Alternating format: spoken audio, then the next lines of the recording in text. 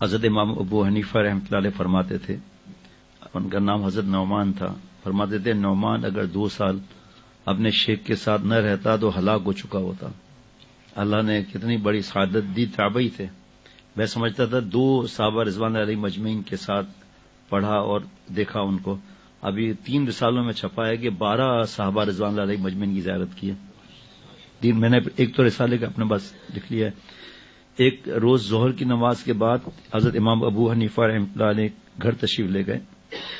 بالا خانہ یعنی اوپر آپ کا گھر تھا، جا کر آرام کے لیے بستر پر لیٹ گئے۔ اتنے میں کسی نے دروازے پر نیچے دستک دی۔ آپ اندازہ کیجئے کہ جو شخص ساری رات کا جاگا ہوا ہو اور سارے دن مصروف ہو رہا ہو، اس وقت اس کی کیا کیفیت ہوگی۔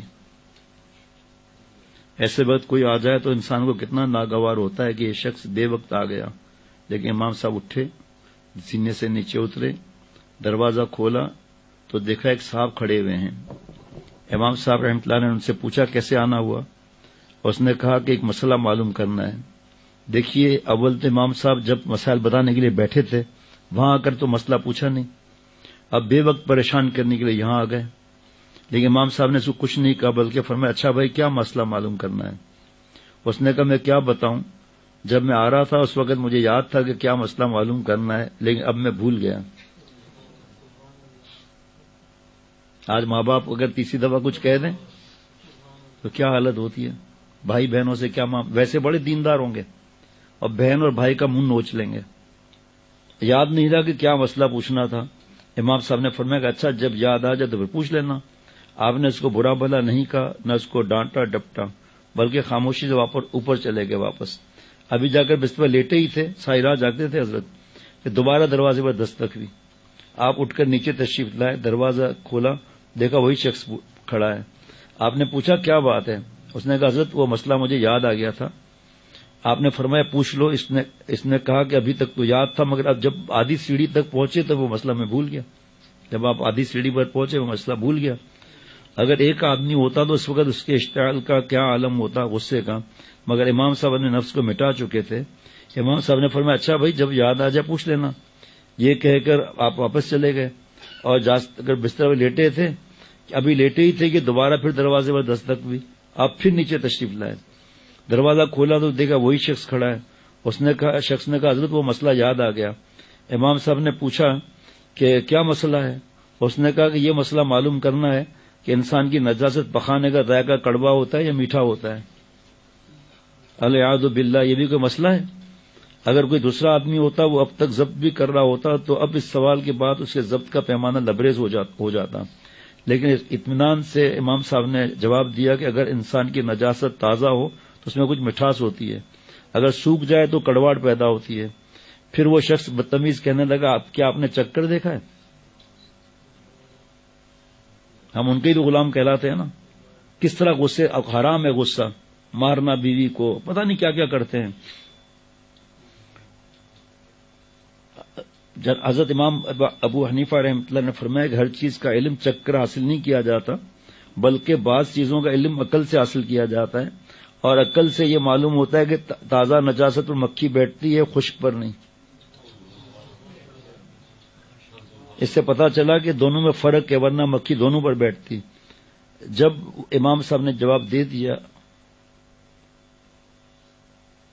تو شخص نے کہا امام صاحب میں آپ کے سامنے ہاتھ جوڑتا ہوں، مجھے معاف کیجیے گا، میں نے آپ کو بہت ستایا لیکن آج آپ نے مجھے ہرا دیا۔ امام صاحب نے فرمایا کہ میں نے کیسے ہرا دیا؟ اس شخص نے کہا ایک دوست سے میری بحث ہو رہی تھی، میرا یہ کہنا تھا کہ حضرت سفیان ثوری رحمۃ اللہ علیہ تابعی تھے، علماء کے اندر سب سے زیادہ بردبار ہیں اور وہ غصہ نہ کرنے والے بزرگ ہیں۔ میرا دوست یہ کہتا تھا کہ سب سے بردبار اور غصہ نہ کرنے والے بزرگ امام ابو حنیفہ رحمۃ اللہ علیہ ہیں۔ ہم دونوں کے درمیان بحث ہو گئی اور اب ہم نے جانچنے کے لیے طریقہ سوچا تھا کہ میں اس وقت آپ کے گھر آؤں جب آپ کے آرام کا وقت ہوتا ہے، اس طرح 2-3 مرتبہ آپ کو اوپر نیچے دوڑاؤں اور پھر آپ سے ایسا بےہودہ سوال کروں اور یہ دیکھوں کہ آپ غصہ ہوتے ہیں یا نہیں۔ میں نے کہا اگر غصہ ہو گئے تو میں جیت جاؤں گا، اگر غصہ نہ ہوئے تو جیت جائے گا، لیکن آج آپ نے مجھے ہرا دیا۔ اور واقعہ یہ ہے کہ میں نے اس روئے زمین پر ایسا حلیم انسان جس کو غصہ چھو کر بھی نہ گزرا ہو، آپ کے علاوہ کوئی دوسرا نہیں دیکھا، اس سے اندازہ لگائیے کہ آپ کا کیا مقام تھا، اس پر ملائکہ کو رشک نہ آئے تو کس پر آئے؟ انہوں نے اپنے نفس کو بالکل ہی مٹا دیا تھا. سبحان اللہ. اب یہ صرف پڑھنے کے لیے اور سننے کے لیے تھوڑی ہے، اپنی اصلاح کرانے کے لیے. عالم اتنی بڑی شخصیت پورے امت کے لیے کیا فائدہ ہے ان سے مل رہا ہے؟ ایک تھپڑ مار دیتے کہ کیا بار بار اٹھا رہے ہو تم مجھے، اور سوال پر مار دیتے، ڈانٹ دیتے کم از کم، کچھ بھی نہیں. ذرا سا کچھ ہو جائے گریبان پکڑ لیتے ہیں، اور کچھ علاقوں میں سیدھا گولی مار دیتے ہیں. ایک ایک قبیلے کے اندر 8-8 10-10 گھر سے کتنے لوگ آسمان پر جا چکے ہیں، لیکن نہیں، جھکنے کے لیے تیار ہی نہیں. کیا کریں بھائی، سمجھ میں بھی تو نہیں آتا نا. ایک مرتبہ سے سری سقطی رحمۃ اللہ علیہ جا رہے تھے، دوپہر کا وقت تھا، انہیں نیند آئی، وہ قیلولے کی نیت سے ایک درخت کے نیچے سو گئے. کچھ دیر لیٹنے کے بعد جب ان کی آنکھ کھلی تو انہیں ایک آواز سنائی دی. انہوں نے غور کیا تو پتا چلا کہ اس درخت میں سے آواز آ رہی ہے جس کے نیچے وہ لیٹے ہوئے تھے. جی ہاں، جب اللہ چاہتے ہیں تو ایسے واقعات رونما کر دیتے ہیں. کرامتیں حق ہے، حدیث پاک ہے. حضرت سری سقطی رحمۃ اللہ علیہ، درخت ان سے کہہ رہا تھا، اے سری سقطی رحمۃ اللہ علیہ، اے سری تو میرے جیسا ہو جا. وہی آواز سن کر بڑے حیران ہوئے. جب پتا چلا کہ آواز درخت سے آ رہی ہے تو آپ نے اس درخت سے پوچھا، اے درخت میں تیرے جیسا کیسے بن سکتا ہوں؟ اے سری، جو لوگ مجھ پر پتھر پھینکتے ہیں میں ان لوگوں کی طرف اپنے پھل لوٹاتا ہوں.